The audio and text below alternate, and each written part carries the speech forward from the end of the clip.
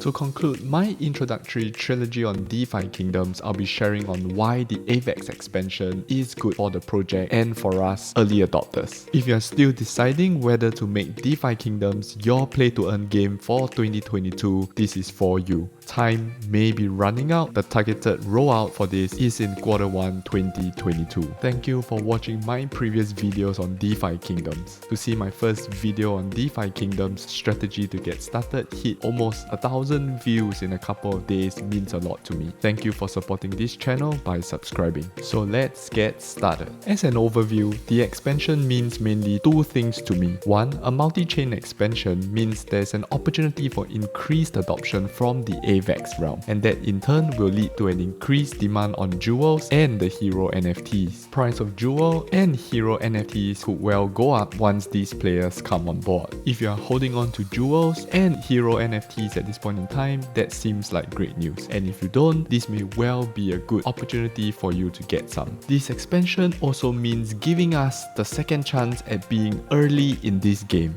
This relates to us being able to get a shot at acquiring Gen 0 heroes and Crystal early. Crystal is essentially jewel in the AVAX realm. To better explain the opportunity from the increased adoption from the AVAX realm, we'll be looking at two things. One, the total value locked, and two, the market cap of AVAX versus 1. In my opinion, this is the best way to be able to objectively quantify this opportunity. Total value locked simply refers to the total assets being staked into a specific project. At the time of the screenshot, AVAX had a TVL 9 times larger than that of Harmony 1. Let me explain the implications for me personally. I do not buy coins to stake specifically. I stake coins that I am looking to hodl. And while I wait for the value of the coins to appreciate, I am constantly on the lookout for the best opportunities to make a return on them.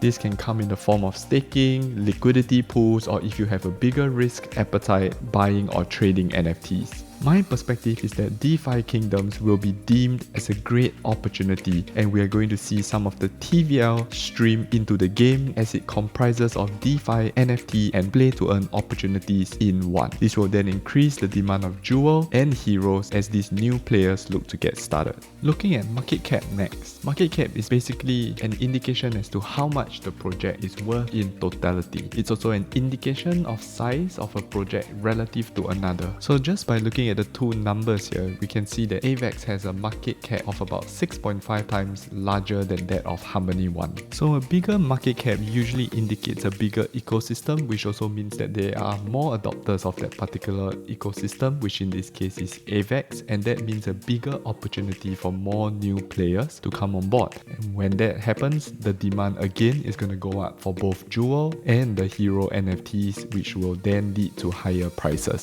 Another interesting thing to note is this. Over the last 2 months, from November till the first week of January, we have seen the game grow by leaps and bounds. In terms of users, we've seen it grown by 10 times, and in terms of volume by 7 times. And to achieve this during a time where the market conditions were suboptimal, I would really consider this as achieving a feat. As I earlier mentioned, I think that DeFi Kingdoms is truly a one-stop shop where you can find all opportunities in terms of DeFi, in terms of NFTs, in terms of play to earn. It really attracts both investors and the gamers. It has good products in place to ensure that it retains the value within the ecosystem. To conclude the first part, just think about it. The growth that I've just shown you is organically from one alone. Can you imagine the potential that we can get with a much bigger growth from said opportunity from AVAX in terms of new adopters, leading to increased demand? What really excites me the most is this. In one of the articles written by Sandwich Punch on his Medium, he says that all we need is 4.6% of AVAX's TVL to make its way into DeFi Kingdoms, and that would already surpass the entire TVL of Harmony. That sounds insane, right? And it's not that much.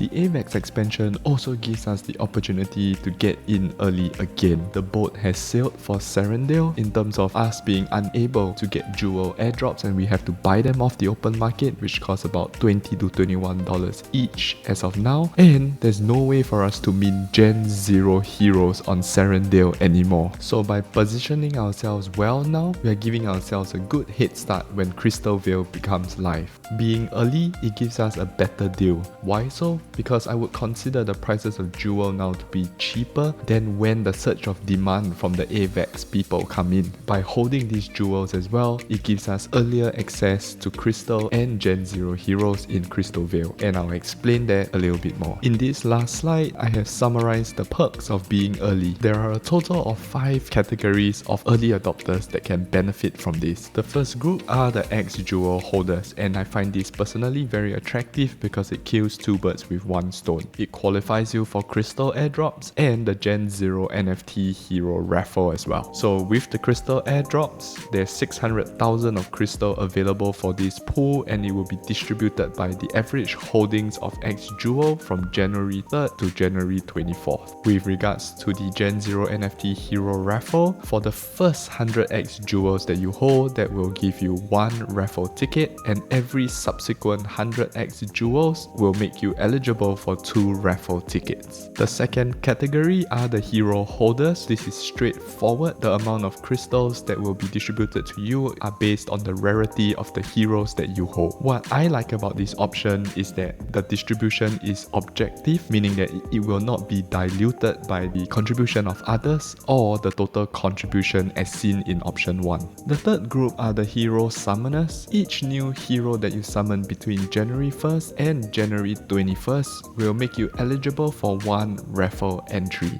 The next category will be the breached jewel holders on AVAX. This means as long as you have breached jewel in your AVAX wallet, or if you have jewel in a Pangolin jewel AVAX pool, then you will be eligible. Similarly, it will be 100,000 crystal, and it will be distributed by your average holdings from January 3rd to January 24th. And lastly, the jewel LP holders in Serendale will also be eligible for crystal airdrops. There's a total supply of 300,000 crystal, and it will be distributed by the average amount staked in the Serendale Gardens between January 3rd and January 24th. I know updating you guys on the crystal airdrop and Gen 0 hero NFT raffle may not be as timely as I'd like, but I do my best considering my own timeline of getting started with the game. Well, it's better late than never.